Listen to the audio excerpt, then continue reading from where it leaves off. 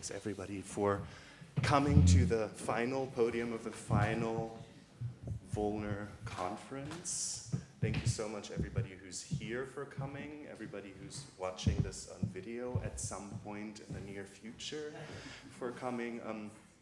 My name's Peter Weissenburger. I'm with Population Europe in Berlin, and I've had the privilege with my colleagues Kate Dearden and Andreas Edel to organize this conference and edit this discussion paper and also be there with the Vulner project on this phase since the beginning of the year.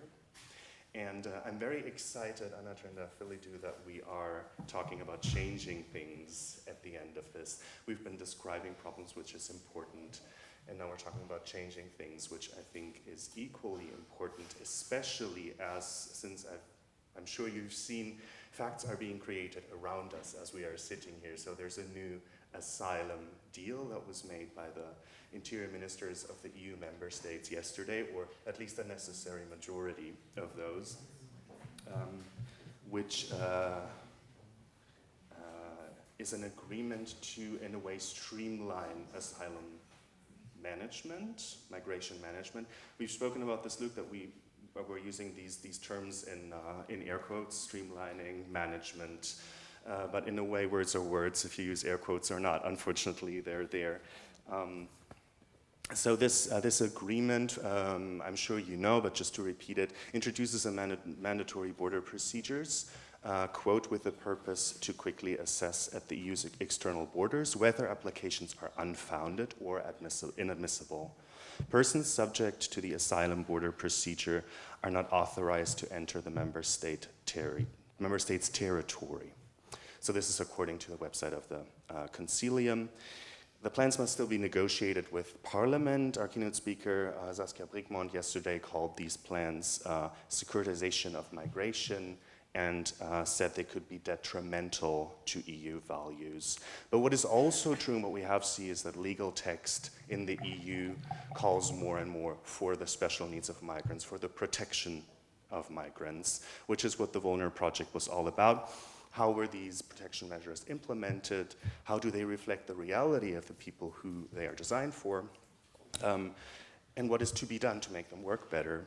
And to discuss what this project has done and the legacy that it's going to leave, I'm here with Luc Leboeuf, who is Vulner's research coordinator, an expert in international migration law, head of research group in the Department of Law and Anthropology at the Max Planck Institute for Social Anthropology in Halle, Germany, as well as a visiting professor in the law faculty of the Catholic University of Louvain.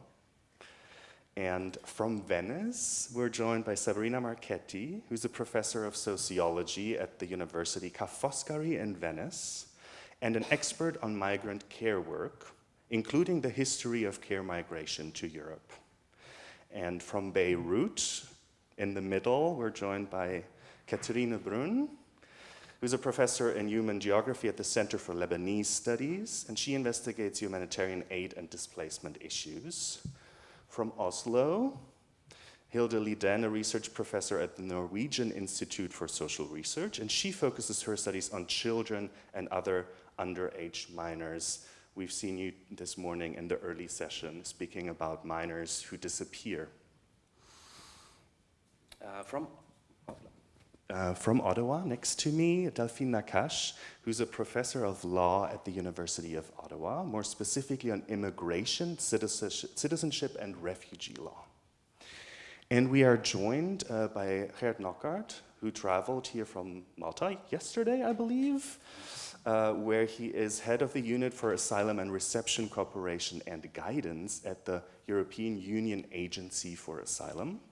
The agency, which for short is the EUAA, as I think we're going to hear people say a lot now, was created in 2022 out of the former European Asylum Support Office, EASO. But I think actually, Geert Knockaert, that you will be much better in introducing who you are and what you do. So maybe give us a little bit of an insight in your work in the assessment of vulnerability and what the role of the EUAA is in this task. Thank you for having me. And I had the impression we were more on stage than in the audience, but that's also fine. Actually, I'm a Belgian, and I'm also from Halle, but I'm from the Belgian Halle. Actually, I have been working in Belgium reception and asylum system previously for 25 years before I joined EASO, as you mentioned it. So now for 7 years I'm working in Malta. The EU Agency for Asylum, as mentioned, former EASO, is in fact an agency that supports member states authorities in dealing with asylum reception, the whole process, the whole chain of asylum. In that sense, the agency has changed quite recently, as you mentioned, in 2022. The regulation of the EUAA has been adopted and entered into force in January of 2022, so a bit more than 1 year ago. And our mission is supporting member states in implementing the Common European Asylum System, the CEAS, which now is apparently, most probably, going to be replaced by the new Pact on Migration. So we were also, and I've been reading yesterday evening also a bit these negotiations, the discussions that were, and tough discussions that were still held in Luxembourg. And finally are agreed with at least 16 member states that agreed on the text, and for which now negotiations with European Parliament will start. As long as we don't have a new pact, we continue with implementing the actual legal framework, what is in place. And in that sense, our agency is trying to support member states in having a qualitative asylum and reception system, implementing the higher standards of protection throughout the whole of the EU. How do we do that? It was mentioned yesterday by Philippe de Brucker at some point in time. We develop guidance, the soft legislation, as he called it. So in our unit, in the unit I work, Asylum and Reception Cooperation and Guidance Unit, we have in fact an approach where we work together with member states authorities through dedicated networks of national contact points working in those authorities for each and every part, each and every element of the asylum chain. So we have an asylum processes network with determining authorities being member of it. We have a Dublin network where we have head of Dublin units. We have a reception network with reception authorities, member of that network. We have the same for courts and tribunals or second instance. We do have a network with judges. And we also have a vulnerability expert network. I'm glad we at least agreed on keeping vulnerability, because yesterday with the Mr. Hathaway, I was thinking I have to tell back home to a team that we no longer want them. So I'm happy that we are keeping vulnerability in a way. So those networks of practitioners, people working in the field, people working within authorities, helps us to gather information about how they implement legal frameworks, how they practice it, try to identify good practices, and try to streamline and harmonize also the practices throughout Europe. Because you know, the practices in Europe are quite different. Although the legislation, the CEAS, is common, the implementation is very different. And through guidance, we try to identify those good practices, try to have them in practical recommendations for member states authorities and support them in implementing them. I'll keep it here. So you've been here both of these days. You've spoken at another Vulner event, I think a year ago. You're well acquainted with this project. What does a project like this do for your work? How does it change your work? How does it impact your work? I was lucky already yesterday indeed to speak a bit with Luc on this, and I'm very happy with the results of the project, with the publication also of the 10 recommendations. It's always good to have some criticism about systems, because I'm convinced we need systems to have to protect people and to have it in a more harmonized way to guarantee that those kind of rights are accessible and people can benefit from them. Nevertheless, systems are not perfect, and in that sense we need to improve systems. So such a project as Vulner, with the different interviews that has been done, the research, etc., ends up now in recommendations. And these recommendations, I've been reading them very thoroughly. They come timely because we are actual at the forefront on, let's say, the evening before we as an agency will start using what is now part of our mandate is the monitoring of the implementation of the SEAS in each and every member state. So from next year onwards, we will as an agency not only support authorities, we will also start monitoring them in the level of implementation of the SEAS. And in a way, member states are a bit nervous about it because so far they could always rely on us to support them when needed. Now we will come and check and to see how they are doing. And this will end up then in reports and in recommendations to make changes and improvements. To be able to do so and to have like already a red line or a level sufficiently qualitatively high, we develop standards and indicators on the different components of the whole asylum chain. It was mentioned yesterday, we have standards indicators on reception, but not covering the whole RCD yet. So currently, and we had meetings with the reception network Wednesday, Thursday, and today in Malta. We are working on the commonly agreed standards for reception. We have them as well for unaccompanied children. We are working on standards in relation to vulnerability. And in that sense, I already have been distributing the documents that you were so kind to share with us prior to the event. They are already circulating within the working group with experts who are working on those standards and indicators. Do we already cover them? If not, we can still cover them. If we already cover them, is it the right level, language, etc., etc.? So we can already make use of them. So in that sense, yeah, the Vulner project is important for us. I can name a few scientists who would cry with joy if they knew that their stuff was being circulated in an EU agency. So thank you so much. I'm sure that all of you here know this, but just to give a little bit of an idea how vast the Vulner project is.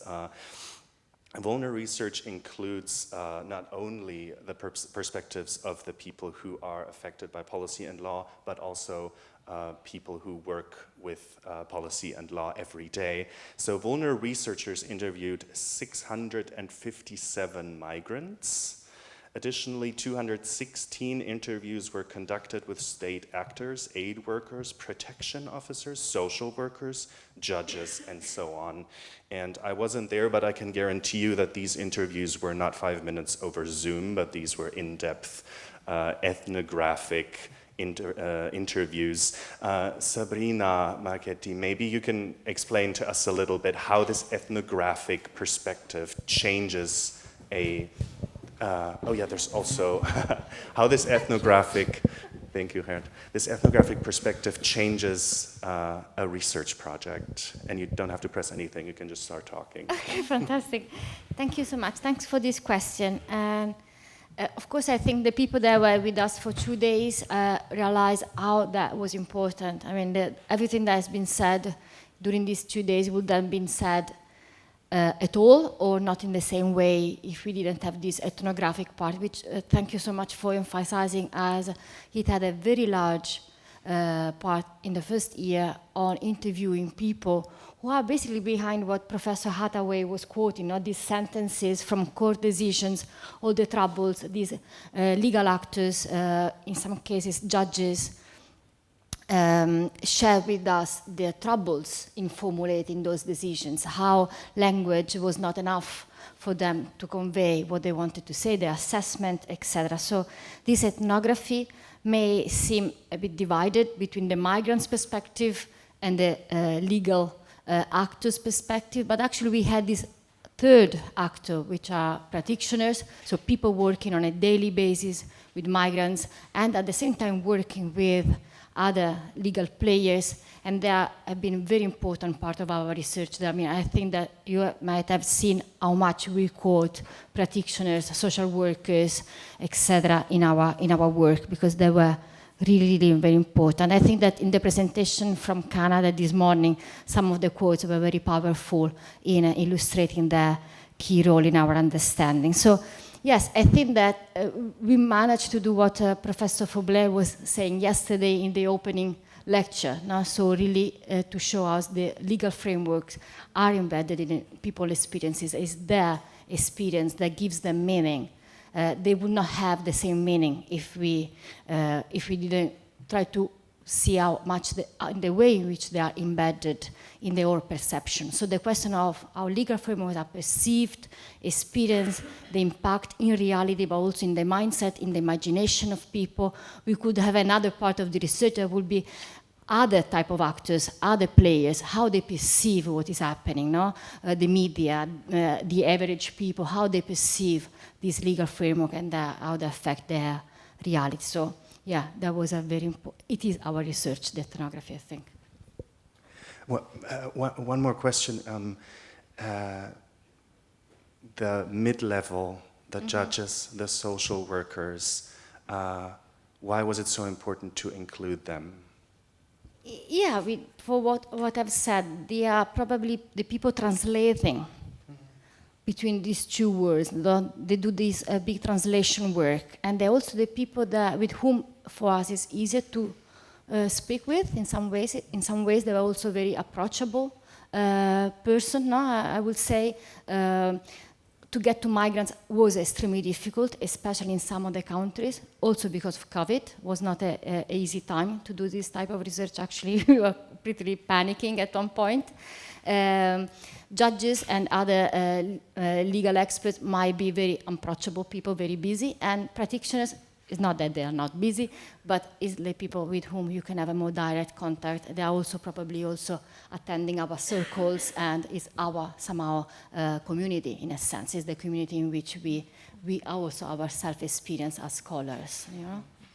Yeah, I think sometimes it's good to understand how do you start a project like this. 7 countries, law, ethnography, this combination. Luc, what were some things that made this combination of law and anthropology especially strong? No, I think that in the context of this project, the interest of combining the two was also to show the paradoxes of the legal system and how much exclusion there can be in inclusion. And what I mean by that is that the interesting thing about vulnerability is that not only it's a concept that allows you to better understand what people live, what happens to them, but it's also a concept that has come to have a life of its own in law and in the bureaucratic framework. I think we've had already quite a few discussions on that, but combining the two perspectives then allows you to really show what happens when some of these concepts, move from one area to another one, from one framework to another one. And it allows us to show the implied exclusionary effect that go along with that kind of move. And I think that with vulnerability, we had really this kind of paradox that we could show throughout our project. On the one hand, you have state mechanisms, and they are important, I'm not denying their importance, that aim to address vulnerabilities, that aim to reduce vulnerabilities. But they take place within a given setting, a given context, which itself produces vulnerability. Because migration law in itself, in its controlling dimension, produces vulnerability. Even the most protective aspects of migration law, such as refugee law, can produce vulnerability. When you're not included in the protection, then of course you're excluded, and you find yourself in a position in which you're being vulnerabilized. And I think that by highlighting this and discussing this, you can really get a bit deeper into the kind of contradictions we have in terms of our migration policy. And that's something you can only do by combining the law and the anthropology. And finally, another aspect I'd like to highlight, and I think it's something that came up quite a lot actually indirectly under the surface of our project, is that lawyers and social scientists, my gosh, we're really different. We're completely different. We have a different way of approaching things. Lawyers, we're very normative, we come up with arguments, and we're building arguments. That's what we do, right? But we do it within the constraints of a legal system. Empirical researchers, they do something different. They document realities, and they can become normative based on the realities they've documented, but always from the perspective of these realities, from the perspective of the marginalized group and people they've studied. And meeting between the two, I think that's what makes things interesting as well. Meeting the perspective of lawyers, while also constrained by the legal system, but can suddenly open up a bit, that's very interesting. And having, I hope, social scientists that meet lawyers that also tell them, yeah, but be careful, because within the legal system, there are also some good things. It also guarantees some kind of stability. It also guarantees some kind of protection. Maybe that's also something that can help in developing the reasoning. But I hope. Thank you. I didn't want to ask, but you've grazed it. Was it always easy? I think if it was easy, it would be boring. Okay. Yes, so the ethnographic perspective brings in the perspective of the people affected, one group of which is minors, Hilde, Lidén, which you've spoken to us about this morning, and also Saskia Brigmont, our keynote speaker yesterday, spoke about minors, and she said that she expects underage migrants to be especially affected by the proposed border reforms, and of course you studied this when these border reforms were not yet in discussion, but already, what do you think is the most urgent thing that this group of vulnerable migrants need? I think it is so important turning 18, and turning 18, it's really matter. And for most young people, you gain extra civil rights. But for very many unaccompanied minors and also other minors, migrant minors, asylum-seeking minors, you just lose a lot of possibilities that the state obligation, because of the giving them a non-discrimination principle for treating them as minors, that end in a way, then they will face a sudden change in their life. And most young people, they will have the continuity of their life when turning 18, the education, family life, and turning in. But for unaccompanied minors, this it's changed their situation. Often you have to move, you have to make a new social network and connection. So I think the main thing is to make this less so abrupt, and it is important to have support, both legal support and also the continuity in the social support they have, to make them more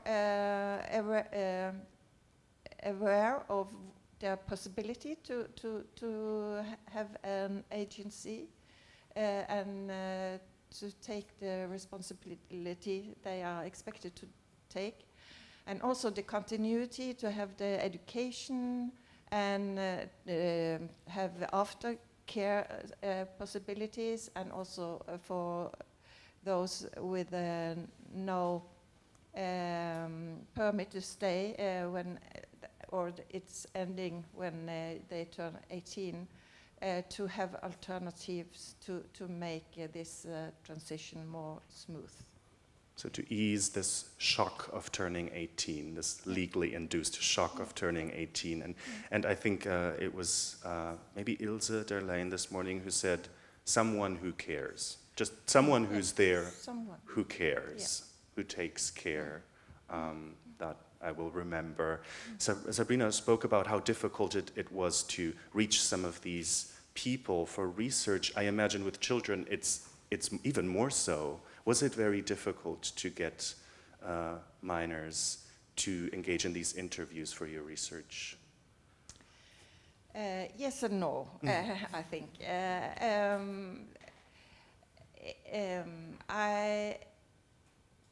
It is more complicated to get access to unaccompanied to minors. And in this Vulner project, I mainly interviewed those who had turned 18 and looked back on their experience as unaccompanied minors. But I have done research on unaccompanied minors before, and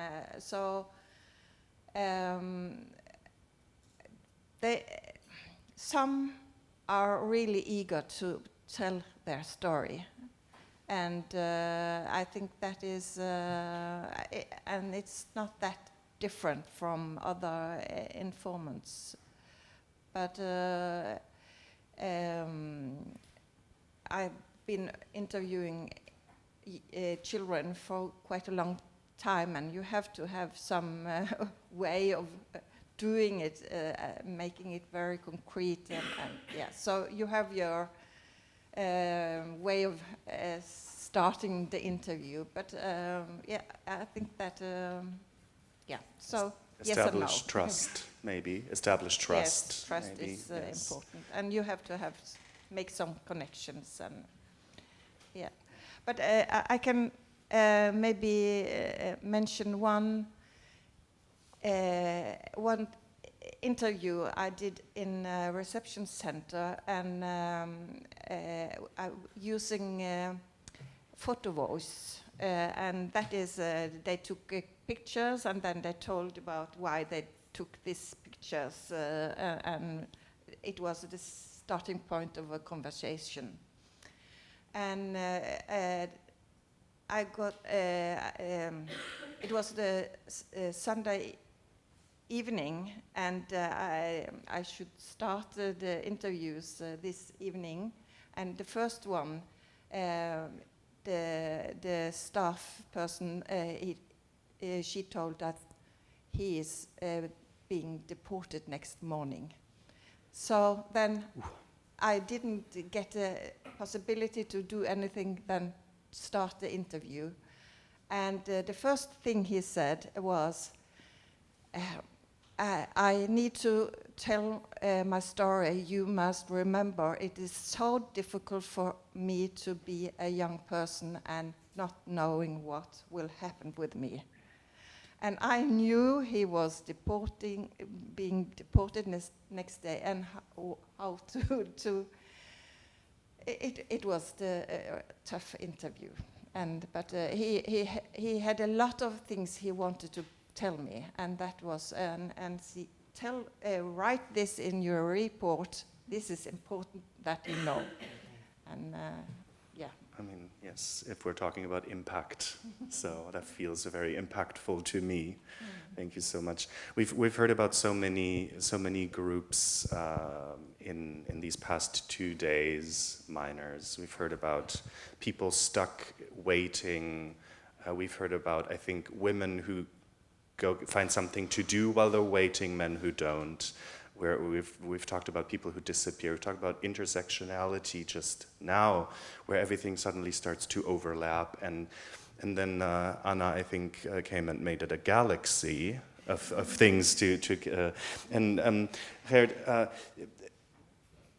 all these overlapping vulnerabilities, these complex vulnerabilities, these groups trying to account for as many individual cases as possible, and then to create a vulnerability assessment that you can work with every day.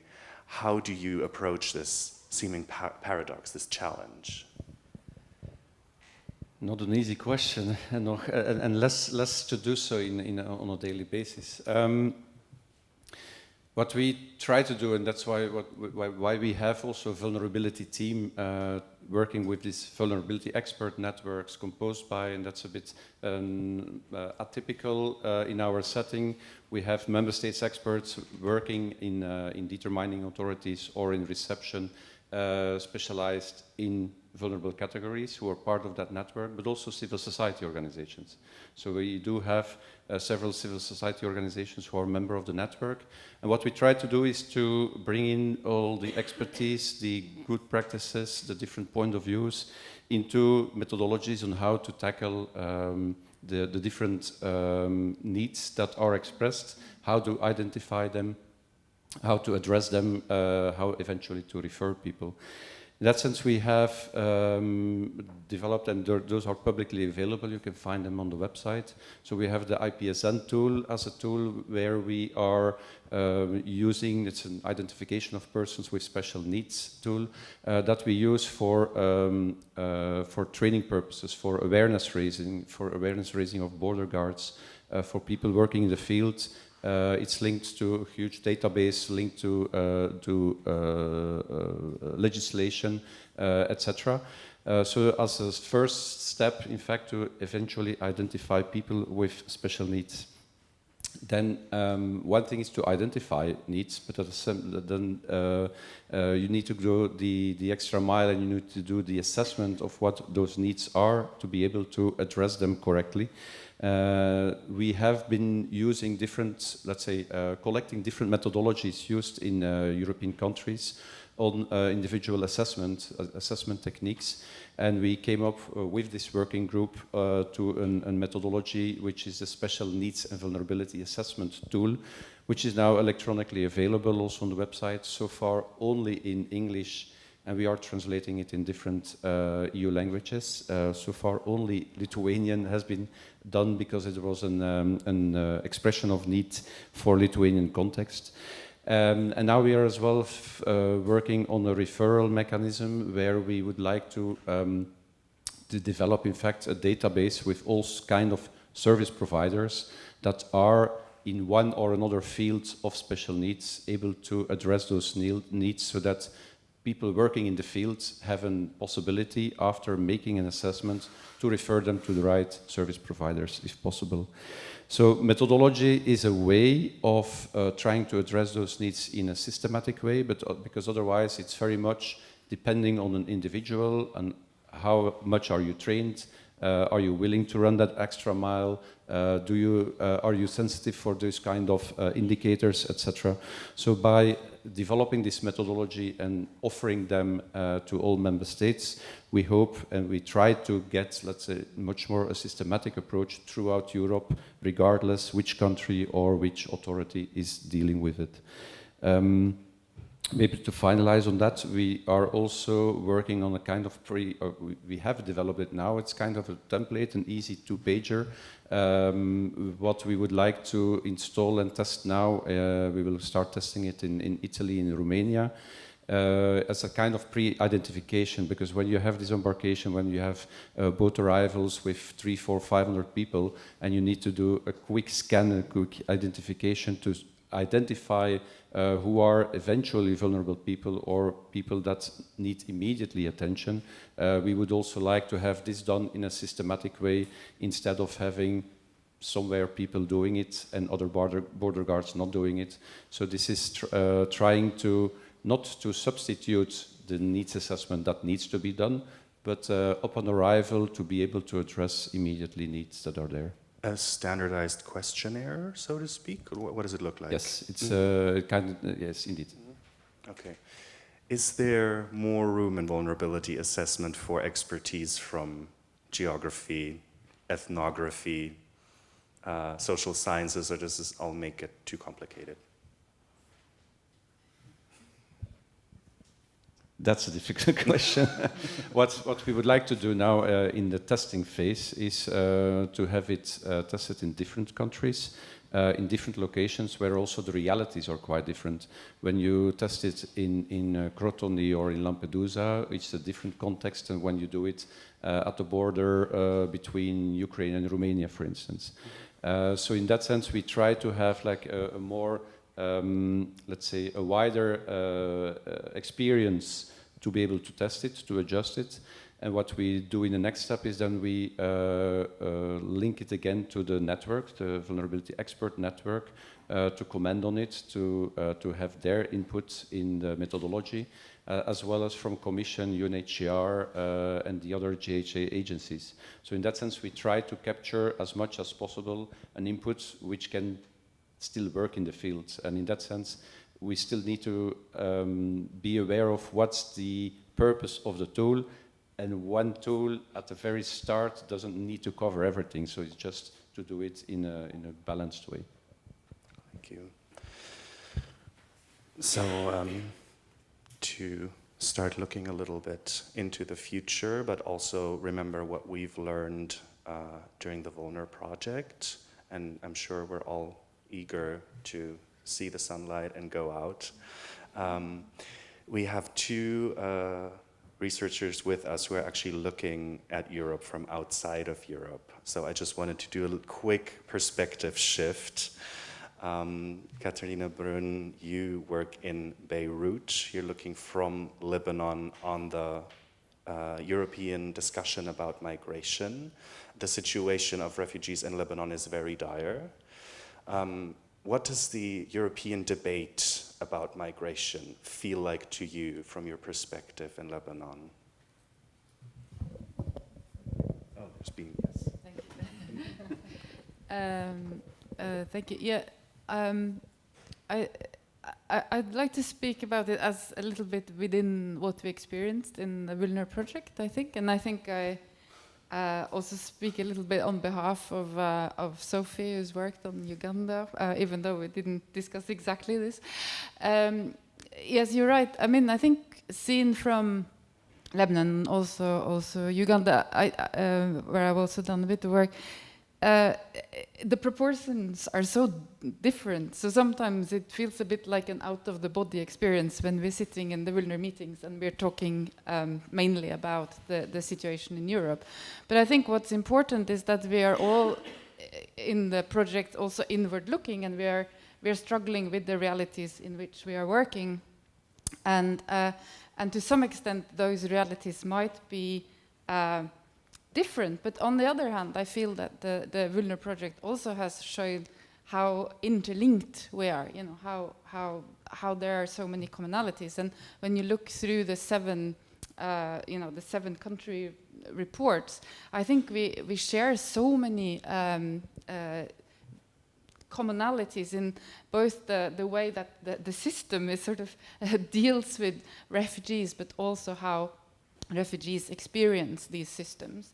And I think perhaps that it's sometimes a little bit frustrating to speak from outside Europe and North America to some extent in the academic debate, because I feel that the two academic debate, there's an academic debate about refugees in the global south, and once refugees hit the Mediterranean, so to speak, it becomes a little bit of a different body of academic research. And I think it's important, and maybe we could have, and maybe we should in the future, because we have all this rich data, also think about how we can connect these discussions maybe more. And I think one of the experiences, and what we see also in some of the interviews in the different case countries, is how connected migrants are. I mean, it's not like they reach Europe and there's no connection with what happens in the places they were at during the journey, and as well the country of origin. So I think that there's a lot we can do, and I think some of the discussions we had this morning as well show this. I think another very important commonality is the increasing temporalization of the situation for forced migrants across the world. And obviously it's more prominent somehow in these so-called protracted refugee situations in the global south. But as we have seen over these 2 days, there's also an increasing temporalization of asylum here as well. And I think just one third thing, and I have so many things, but I think one really important thing, and you talk about research ethics in a way, I think the knowledge production and the methodology part of it, and also the academic freedom about critical research on forced migration. I think there are more and more pushbacks for all of us at the Center for Lebanese Studies in Lebanon. We had had really very challenging discussions and attempts to shut us down, and I think this is happening. There's increasing scrutiny towards our field of research, and I think it's very important to also connect across the global south and north in terms of how we do research in this field. So I can say much more, but I think at least that some issues that I've been reflecting on during this project. It's funny how it sometimes feels like the Mediterranean used to connect the world, and now it's dividing it in two pieces. Delphine, Nakache, if you're in Germany listening to the media in Germany, you could get the idea that everything's fine in Canada, because Canada is brought up at least once a week as a role model for migration, especially now that the topic of migration is being very closely connected to the crisis of the labor market. The German ministers, both of labor and home affairs, have called Canada a role model of migration policy, of skilled labor recruitment. Do you agree? Do you not agree? In which sense do you? Well, just yeah. So yes, I think there is really a conventional story, really, about Canada's immigration and refugee system as one of the best in the world, as a model for other countries. I mean, we cannot deny the fact that Canada has many good things to offer. We cannot deny the fact that Canada is a prominent actor in global responses to migration and displacement. It is indeed one of the largest donors to UNHCR. It offers resettlement, tens of thousands of refugees every year. Its immigration system is regarded, obviously, as one of the most comprehensive and elaborate among OECD countries. Canada is also active in global and regional discussions on migration and so on and so forth. It played a key role in the development of the 2 global compacts, so I could continue for a long time. But like most noble myths, this tidy story, I think, obscures at least as much as it reveals. It occludes contradictions, weaknesses, policy tensions, and dilemmas that Canadian legislators, policymakers, academics, and immigrants themselves grapple with daily. Scholars of Canada's domestic practices have observed some trends. We are not immune from the rest of the world. The last 2 decades have seen a steady increase in Canadian tools developed and deployed to deter and prevent arrival, to restrict asylum seekers' access to protection, to facilitate admission, as we discussed this morning, of temporary migrants on terms that leave them open to exploitation and abuse, to make more people easily deportable, exclude them from seeking permanent residency or citizenship. So, I mean, there are good things and bad things happening in the Canadian context, but it's really difficult to tell the truth about Canada because despite significant criticism of some of its practices at home we are a large group of scholars to be critical about some of the things that Canada does, although we recognize that it does wonderful things. Canada's international reputation as a leader in the global migration and refugee regime has remained largely intact. Likewise, Canada's domestic actions are not or very rarely examined and critically assessed in light of its commitments and actions on the international scene. And in a context where Canada is often held as a model for other countries, this is problematic. Because, and that's why I'm glad that we had the opportunity to participate, because Canadian measures are exported abroad, but really without sufficient scrutiny and debate. And it is also concerning, when you think about that domestic Canadian policies do not benefit from a more rigorous analysis, one that would critically analyze enough how Canada's commitments on the international scene translate into significant action nationally. If if we are to truly assess the domestic system and suggest ways to improve it, then we really need to take more seriously the interests and actions of Canada on the global scene. So I think a key responsibility of Canadian scholars is to challenge the assumption that Canada has nothing to learn from other countries and to work an analytical lens on knowledge that does not only transfer, and this is what I've been trying to do for a long time now with also my colleagues, of course, from the Vulner project. Do not only transfer from Canada to other countries, but also from other countries to Canada. What are Canada and other countries' best inclusionary practices regarding temporary migrants, asylum seekers, and what are, in contrast, the most exclusionary ones?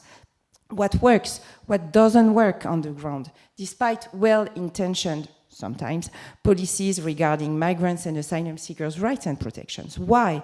How can we incorporate important lessons learned from other countries' experiences in Canada's domestic system and vice versa? More comparative research is definitely needed here. And so, although I think we have something to bring to other countries, I think we also have lots to learn from others. And I'm really calling for the younger scholars and all my colleagues to work more comparatively. And, you know, this is also something even that I said, we were in the same meeting with Cathrine, even breaking the boundaries between countries in the south and countries in the north. I think we have so much to learn from each other in that field. And although we have wonderful things to bring, I'm really confident that we have lots of things to learn from others. And so, yes, I'm really calling for more dialogue in this area. And thanks to the Vulner project for the opportunity to do so. Thanks, Luc, also for really your patience as you know, with us, the Canadian team, as we went through the process of explaining some of our distinctions and how we can make them, bring them to the project. And it was always very welcome from you, and we really appreciated the fact that we could bring a different perspective, one that we hoped would bring a more complex picture about Canada, recognizing, that there are wonderful things happening, but again, that maybe some of the developments that we see in Europe could be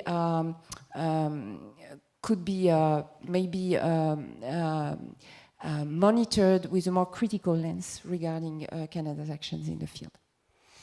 Yes, thank you, Delphine. As somebody who joined Vulner only in its last phase, I'm only beginning to understand how it has brought people together, how it has made perspectives shift, in addition to documenting, I think, an era in the European migration complex to great depth, and also even beyond Europe's borders.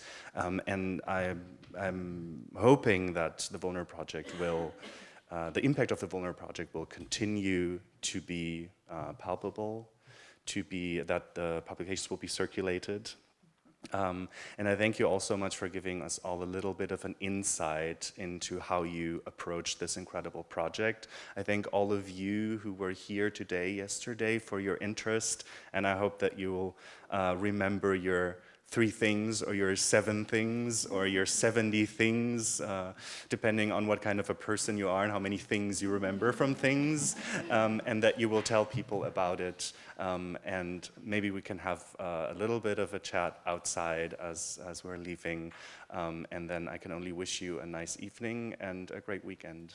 Thank you so much to everybody.